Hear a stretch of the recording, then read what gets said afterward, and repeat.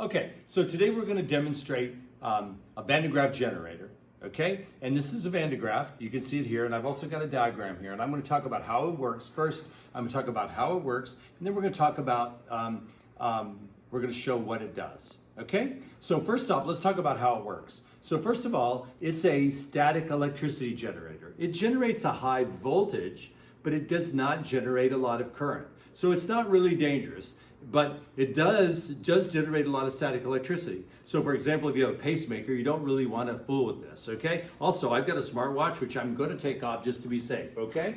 So I'm going to take my smartwatch off to do this, okay? So let's talk about the pieces. So on the bottom, there's a motor, okay? And there's a belt, which runs up this plastic tube, okay? And then at the top, there's a metal conducting sphere. Okay, there's a rod here, and this rod is a grounding rod. Okay, and so basically what we're going to do is we're going to discharge the globe to this rod, and this will ground back to the generator again. Okay, so let's talk about how it works.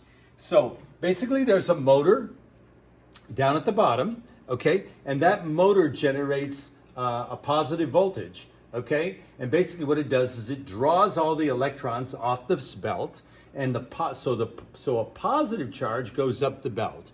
Okay, and once I get to the top into the sphere, basically there's a comb up here, and this comb takes all that positive charge and distributes to the sphere. Okay, then the belt goes back down and picks up and takes off, and this takes off electrons again, and more positive charge is brought back up, okay? We're going to generate a lot of voltage with this, but we're not going to generate a lot of current, okay?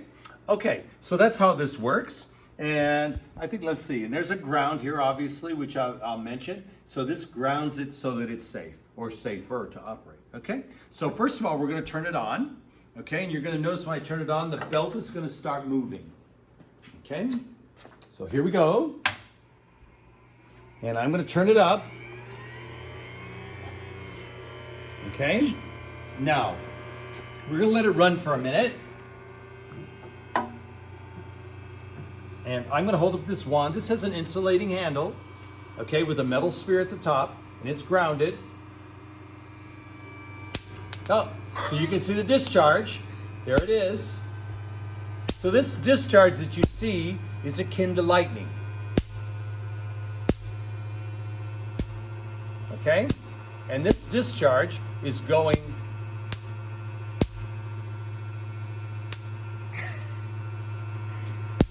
you can see the sphere is discharging to the wand. Okay? Through the air. And the snap we're hearing is akin to thunder. Okay? And basically what that's basically ionization. Basically, the thunder sound you hear, the snap you hear, is ionizing of the air. Okay?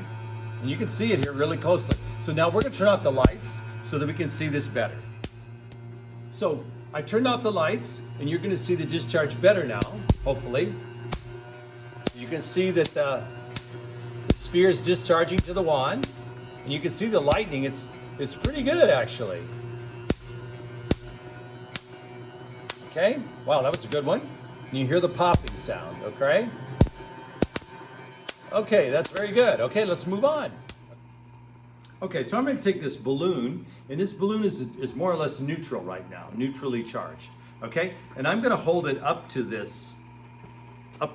sphere, and you notice that it's attracted to the sphere initially because it's neutral and the sphere is positive, okay? But you notice that it becomes charged, okay? Positively charged. And it jumps away from the sphere, okay? Because now it has a like charge, because now it's been charged, okay, by the sphere. And so you'll notice that because it's positively charged like the sphere, it repels. And you notice it won't go anywhere near the sphere, okay? Because it's repelled by the sphere because it's also positively charged, okay? So this shows you that obviously two positive charges repel, right? You can see that here, okay? And you know this balloon is positively charged because it is repelling, okay? It has to be positively charged because the Van de Graaff is positively charged, okay? Okay, good.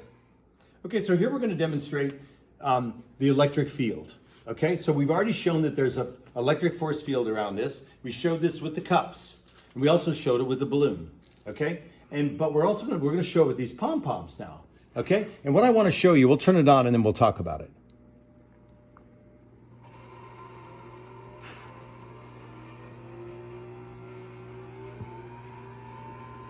Now, there's a couple things I want to show you here, and that's that you notice that the pom-pom paper strips move away from the dome, okay? And that basically, those are showing the lines of electric force, okay? So there are electric force lines coming out of this sphere, and they're coming out perpendicular to the sphere, okay? So if you look at these, you notice the ones on top go up, the ones on the side go out. They're all perpendicular or mostly perpendicular to the sphere. Okay, so those are the lines of electric force away from the sphere. They're perpendicular to the sphere. Okay, now I'm going to put my hand up here, and what you're going to notice is that they're attracted to my hand. And what's happening there, and maybe you can answer this question yourself, is what's happening there is that these are becoming charged with a positive charge, and I'm grounded. Okay, so what they're trying to do by going toward me is they're basically trying to go to a ground. Okay, and so they're basically discharging toward my hand. Okay, so you'll notice if I try to touch them, you know, they go right to me because they're trying to ground to me. Well, let's try this one. You see that? Oh, look, see, I'm able to pick it up. See that? Watch. Okay, see that? So they're going to ground. They're trying to discharge to me. So the charge is coming from the sphere, into the paper, and then into me, okay? And I can feel the charge very slightly, okay? Paper's an insulator though, so the charge isn't really being transmitted very effectively in the paper, okay? Okay, good. So now we're gonna turn off the light, and what I wanna show you now is, this is a typical fluorescent light bulb, okay? And this has gas in it, and that gas can be ionized, and when it's ionized, it basically, or excited, it basically gives off light. Okay, so what we're going to do is we're going to charge the gas in this bulb without actually touching the sphere. And we're going to do it across the air. Okay, so let's see if we can do that. So what we're going to do is turn off the light. And what we're going to try to do is light this bulb, by holding it close to the Van de Graaff, but not touching the Van de Graaff. Okay, so here we go. Let's see if it works. So right now I'm about 3 or 4 inches away from the Van de Graaff. And you can see the bulb is, you know, the gas in the bulb is getting a bit excited, and it is getting a little brighter. And I'm going to get my assistant to turn up the Van de Graaff a little bit. Go ahead and turn that up a little bit. Let's see if we can get this a little bit lighter. That's pretty good. Let's see. If that doesn't do the job well, it doesn't do the job. Okay, that's not bad. You can see it pretty well. Now, notice something. I'm going to show you something. I'm going to move my hand. Whoa. Do you notice that it lights? It lights to where my hand is located. Now I'm going to move my hand. You notice that it's bright to my hand? So the charge is going into the rod. It's exciting the gas in the fluorescent light bulb, and it's discharging to my body where my hand is located. So when I move my hand, it's brighter to this point. When I move my hand in, it's brighter to this point. Okay? Okay, very good. So what I'm going to show you here is that I've got an irregularly shaped object. And basically what's going to happen is that this object, a lot of the charge will tend to accumulate on the areas where we have the shortest radius of curvature. And that's the points. Okay, that's where the curvature is the fastest. Okay, shortest radius of curvature. Okay, so that's right on these points here. Okay, now I'm going to put this on top of the dome. It's going to charge, and when it charges, because I'm going to get a bunch of accumulation of charge here and here, if everything works right, it should rotate. That force will cause this thing to rotate. Okay, so let's see if we can get that to work.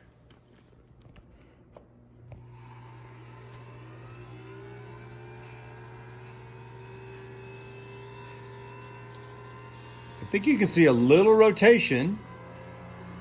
Notice it's rotating? So there's charge accumulating on the points, and that charge is causing the force field to be kind of localized at the points.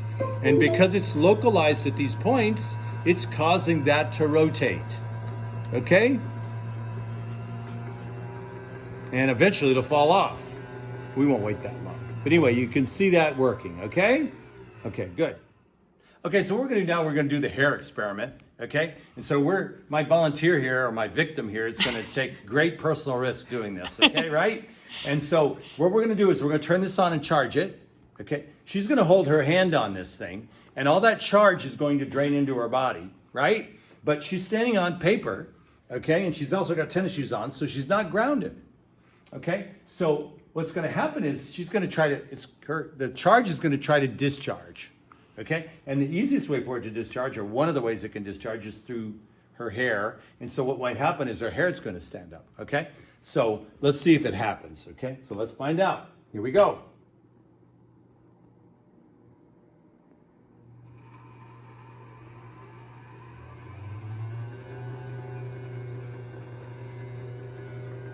Okay, now she should be charging up. And what we're gonna do is we're gonna take a look at the hair for a minute, and then what we're gonna do is I'm gonna put my hand up there on top of her head. And what's gonna happen is, it might be that she will discharge to my hand, okay? Kind of like the pom-poms did, okay? So let's find out. Oh yeah, notice that? So the hair is moving to my hand and trying to discharge, okay? You see that? On the sides and around the edges, like that.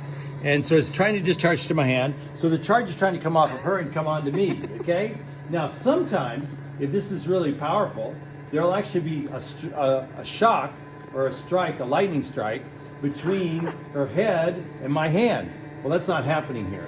But now if it happens, it's really scary and it hurts, but it's not happening. But okay, that's all right. Anyway, all right? Isn't that interesting? Now, so it works pretty good. You notice that? Okay.